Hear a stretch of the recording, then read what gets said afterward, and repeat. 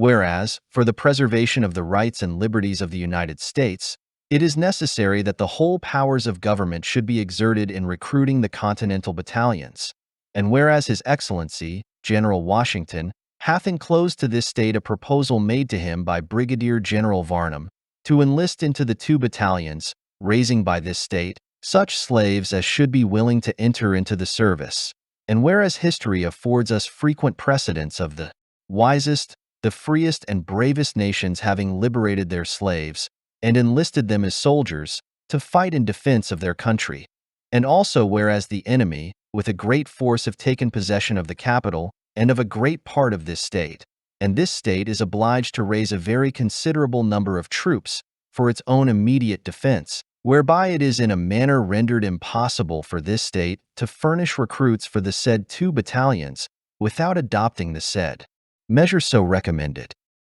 It is voted and resolved that every able-bodied Negro, mulatto, or Indian man slave in this state may enlist into either of the said 2 battalions to serve during the continuance of the present war with Great Britain.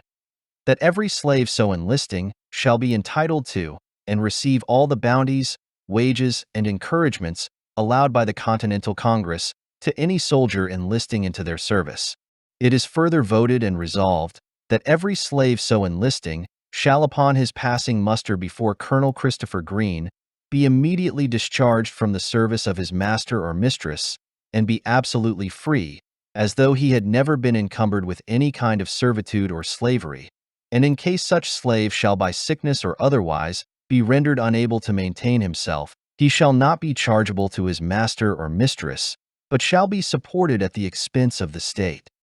And whereas slaves have been by the laws deemed the property of their owners, and therefore compensation ought to be made to the owners for the loss of their service, it is further voted and resolved that there be allowed and paid by this state to the owner, for every such slave so enlisting, a sum according to his worth, at the price not exceeding 120 pounds for the most valuable slave, and in proportion for a slave of less value, provided the owner of such slave shall deliver up to the officer who shall enlist him the clothes of the said slave, or otherwise he shall not be entitled to said sum.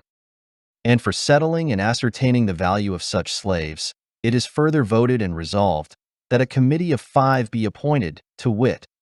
1 from each county, any 3 of whom to be a quorum, to examine the slaves who shall be so enlisted, after they shall pass muster, and to set a price upon each slave according to his value as aforesaid. It is further voted and resolved that the committee who shall estimate the value of any slave as aforesaid shall give a certificate of the sum at which he may be valued to the owner of said slave. And the general treasurer of this state is hereby empowered and directed to give unto the said owner of said slave his promissory note as treasurer aforesaid, for the sum of money at which he shall be valued as aforesaid, payable on demand with interest, at the rate of 6% per annum, and that said notes which shall be given shall be paid with the money of this state, and is expected from Congress, the money which has been borrowed out of the general treasury by this assembly being first replaced. Thank you for joining us on this historical journey. Don't forget to like, subscribe, and hit the bell icon for more fascinating stories from history.